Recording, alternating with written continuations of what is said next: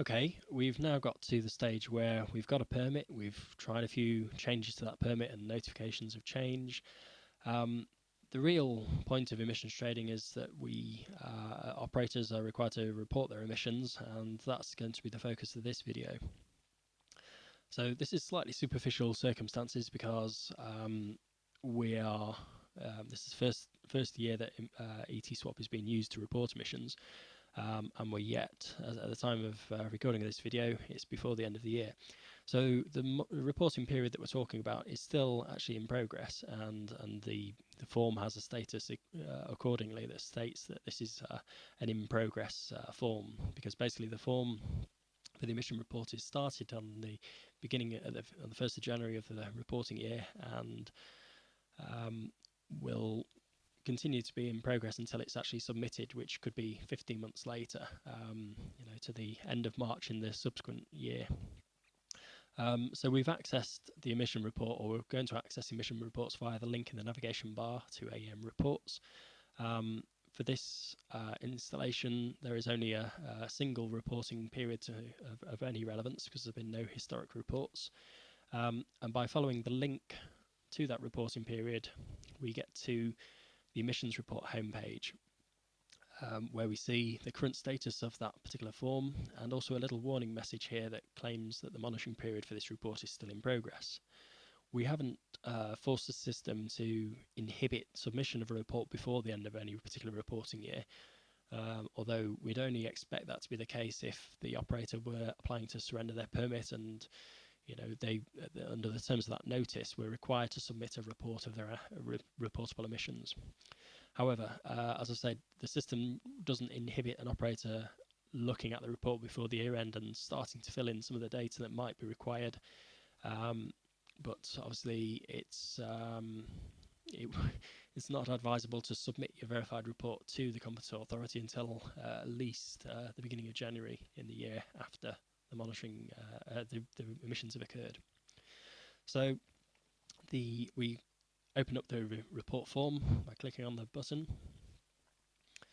and what you will see is very much equivalent to the ETS7 form, which was formerly used for reporting of annual emissions.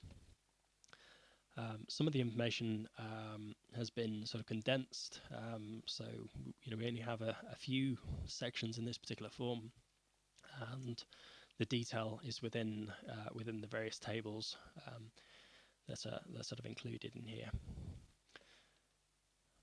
Now, various information is pre-populated into the emission report from the approved permit as it was initially approved. So, for example, we can see here that we've got our two fuel streams, natural gas and gas oil. At the present time, the variation that we submitted to include propane hasn't actually been approved, so we don't see this particular fuel yet in the emission report itself, but we can add this as we're filling in the report itself, and we could, if we wanted to, add in any other additional fuels that we might have used. Obviously, any discrepancies between the report and the permit itself might result in questions to sort of query why something isn't in the permit or vice versa. Then for each row in the table, I'll just add in this I'll add in this row for propane.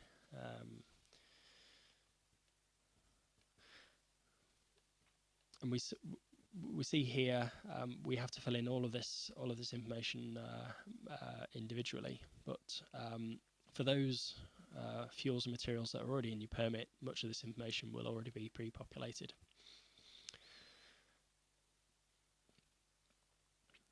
So these factors are required for commission purposes. They don't really have a tremendous impact on the report itself, but we need to categorise emissions that are reported back to the Commission somehow. So I'm just going to fill in these just using the drop downs here.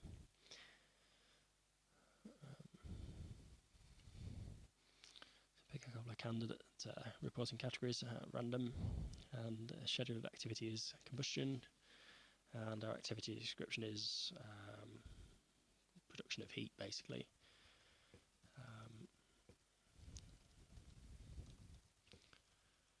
just add in those details. Now, because this particular fuel doesn't yet exist in our permit, it hasn't made its way, hasn't been pre-populated into the report, and so these tiers that applied are basically left as not applicable. So I'll need to add in those details later. So just to add in some arbitrary information, try and make it broadly realistic. We're applying a no-tier approach for propane. You'll notice that when I selected the tier that we've actually used during the reporting period, because it was different to the tiers that are assumed to apply from the permit, this box down here opens up to prompt me to supply reasons why there's been a change during the reporting year. But we'll get to that in a short while. Net calorific value and emission factor. Basically here, what's am I looking for? We need you to enter the data that are in the national inventory for those relevant fuels. So I'm just going to open up a spreadsheet of those and obtain the values that we need. Okay, I've now opened up the latest version of DEC's emission factors for 2011, and for LPG, propane, I've highlighted the emission factor and the net calorific fuel value for that particular fuel. So what I'm going to do is just copy those values from into my report. Relevant paste. Just making sure I've got the units correct. That should be gigajoules per ton.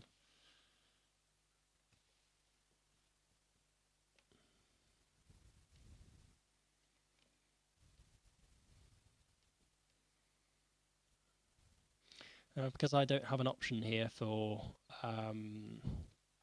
gigajoules, what I will need to do is divide that by 1,000. So my actual net CV is 0.0453, and my emission factor, just checking the units, is already in tons CO2 per terajoule, so I'm okay with that one.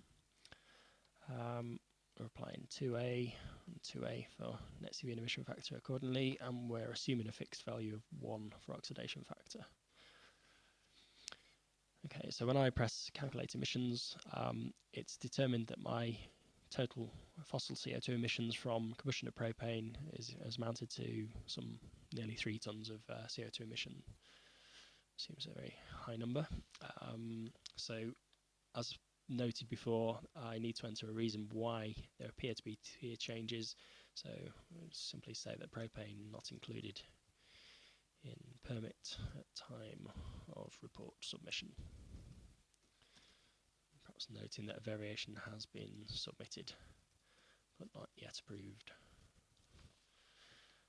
And I should be able to then add that to my overall form. And if I just go back to the page there, I can see that that entry has been sort of populated into my table, and my rounded CO2 emission figure is 3 tons. So if I just go back and show you for the other 2 fuels that we've got there, these details were pre-populated from the permit, so they don't need to be specified manually. Because we're employing a tier 2A factor for determining our net CV and emission factor, the form recognises that and asks us to prompt us whether this fuel stream is natural gas, which in this instance we can say yes it is. And this then provides us with the facility to do a quick lookup of the regional natural gas data factors, which are taken from DEC's emission factors for 2011. So hopefully, this actually keeps it within ETSWAP completely. And what I can do is, if I type in the first part of the postcode and the first number of the second half of the postcode, and specify the amount of fuel that I've had metered in, and specify the metering conditions. So typically natural gas is metered at 15 degrees C, which is a sort of supplier default. I can then ask the ETSWAP to actually look up the relevant LDZ, so local distribution zone for natural gas, which it's identified from my postcode that it's within the northwest. It's employed a conversion factor to account for the fact that we're required to report everything at 0 degrees C for the purpose of emissions reporting. It's converted automatically my activity data into the correct volume at 0 degrees C, and has taken factors from DEX for DEX emission factor spreadsheet for emission factors and net CV, and calculated the emissions accordingly. There is a caveat on this that it is your responsibility as an operator to check that the data is in fact accurate for your LDZ. So do check that the correct factors have been picked up from the DEX spreadsheet. Noting also that the DEX spreadsheet tends to report things in gigajoules per cubic meter or per ton, rather than the Commission reporting requirement of terajoules. But I'm assuming that's okay, and I'm going to accept that.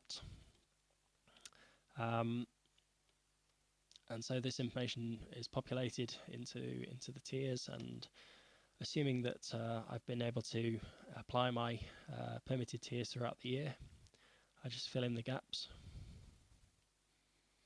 Noting that if there's no change, I'm not prompted to provide any reason for any changes. I'll just fill in the few remaining gaps.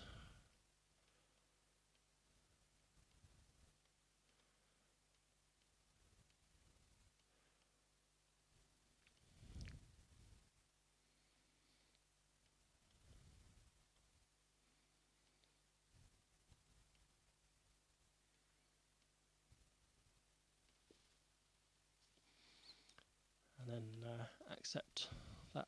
And again, my report is now updated for natural gas. So one final fuel stream. This time it's gas oil.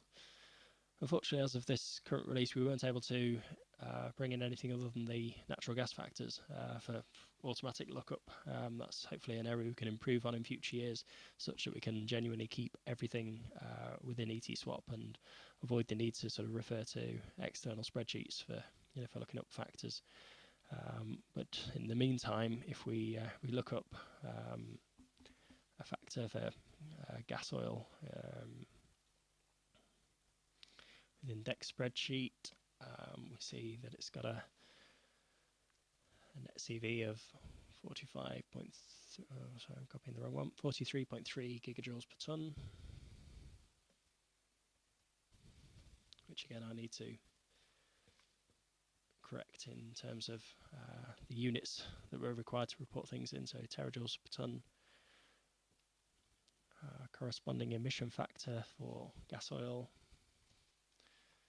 73.66.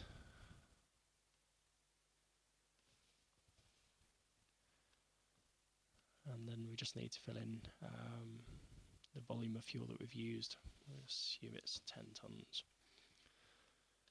My tiers are as permitted. Oxidation factor 1. Okay, so again, it's calculated the emissions there. Just need to tidy up this final section of reporting categories.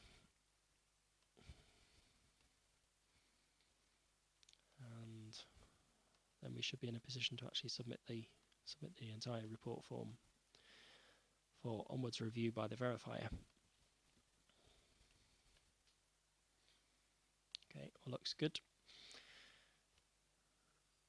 So aside from the routine reporting stuff, there are also sections that might be relevant if you consume biomass or materials containing biomass. If there's any inherent CO2 or any CO2 that's transferred within fuels that leave your installation. There's a table to complete there. It's quite rare that that's the case, so I'll assume no for this particular operator.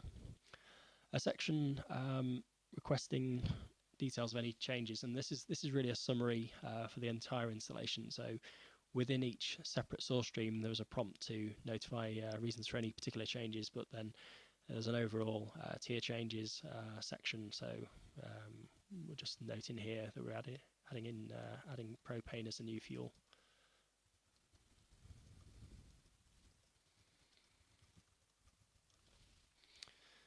Similarly, if there have been any changes to the installation, yes or no, then that information can be added to the report. The supplementary data section is only applicable to a handful of operators that might be employing a mass balance approach for determining their emissions or as part of that determination. There is an additional information section if there's anything of relevance to the emission report that you feel needs to be added. And then it's straight into the submission of this form. Now, pressing the submit button will not submit your report to the competent authority. It doesn't go anywhere after this has been pressed. The form is simply validated and saved, and then moved along into the workflow to the next stage, which is to select a verifier. So we're going to select a fictional verifier. Verifiers are us. Or alternatively, we can choose to unlock the emission report if we think we've made some. You need to make some amendments. But I'm fairly confident that with this report, so we're going to submit that to a verifier and allow them to basically do what they do and issue an opinion. So whilst your report's with the verifier, the onus is on you to sort of follow up on that and to make sure that you do get the report back with an opinion from the verifier within the timescales in order that you can submit your report by the 31st of March. If for whatever reason you need to recall your report, it's within your power to do so. The verifier can definitely return the report to you if they feel that you need to provide some more information. But if you want to take charge of that report and actually recall it, perhaps you want to submit it to a different verifier, or you've submitted it to the wrong verifier by mistake, you can simply press the recall button, and then you will have the option to amend the entire form and then resubmit it. The important thing to note is that that report must go via a verifier before it can be submitted to the competent authority. So there's no possibility of submitting anything to us without an opinion from a verifier. So that's the first part of this emission report video. In the second part, we'll be looking at what happens once you get the report back from the verifier and submitting to the competent authority.